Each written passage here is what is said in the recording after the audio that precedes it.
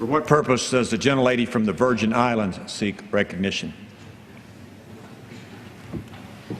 Good afternoon. Mr. Speaker, I rise today to offer an amendment to H.R. 2822. The clerk will report the amendment. Amendment offered by Ms. Plaskett of Virgin Islands, page 38, line 6. After the second dollar amount, insert reduced by $13,684,000, increased by $13,684,000. Pursuant to House Resolution 333, the gentlewoman from the Virgin Islands and a member opposed will each control 5 minutes. The chair does recognize the gentlewoman from the Virgin Islands. Thank you, Mr. Speaker. As one of the 5 members of Congress representing America's offshore territories, and as the representative from the U.S. Virgin Islands, I am disappointed to see the underfunding made to the FY16 Interior Environment Appropriations Bill.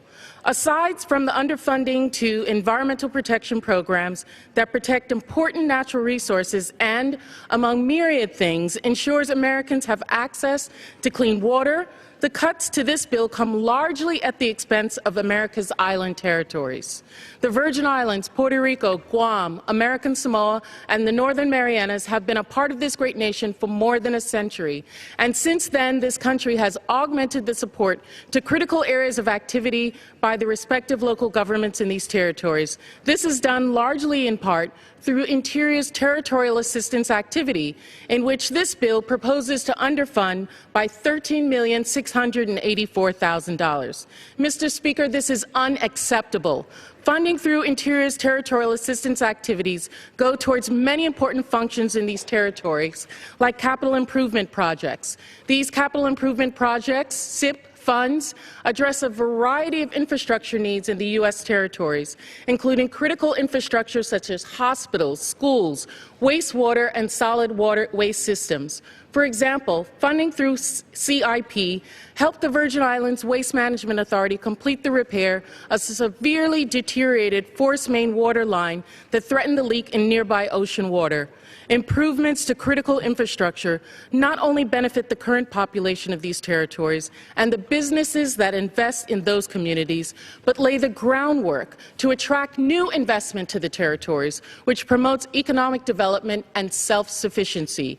An example of the importance of this funding to the territories is highlighted in the fiscal year 16 budget requests, which in my home district, the U.S. Virgin Islands, proposes to use approximately $2 million to address health and safety deferred maintenance items that have been identified in Interior's Insular Assessment of Buildings and Classroom initiative.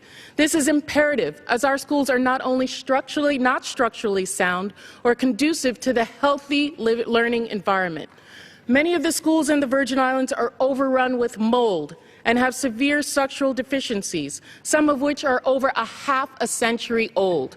The St. Croix Central High School had to close its doors last year because of noxious odors that made students and teachers sick.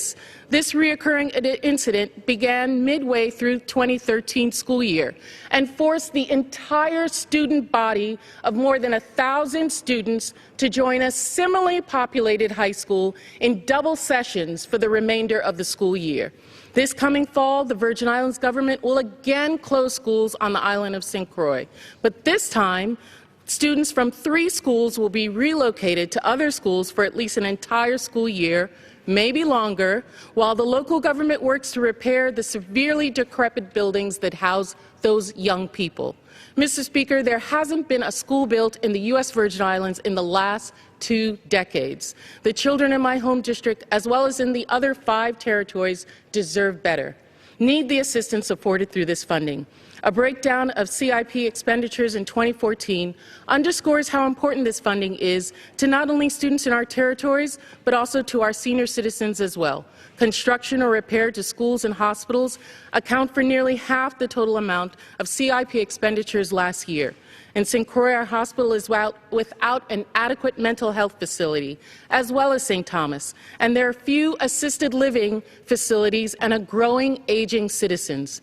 The U.S. Virgin Islands also proposes to use $1 million in 2016 CIP funding for structural renovations and equipment upgrades at a variety of public libraries on the islands of St. Croix, St. Thomas, and St. John. These repairs and upgrades will help provide a safe, secure, and comfortable location for citizens to use library archives and public resources.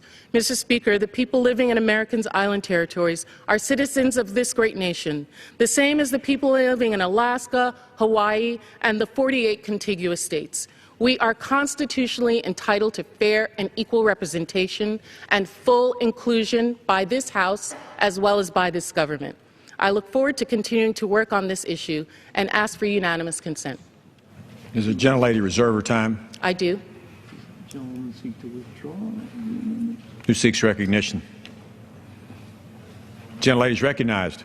Mr. Speaker, I just want to also point out that unlike the states, the Virgin Islands and the other territories are not part of the formula grants that the other locations have.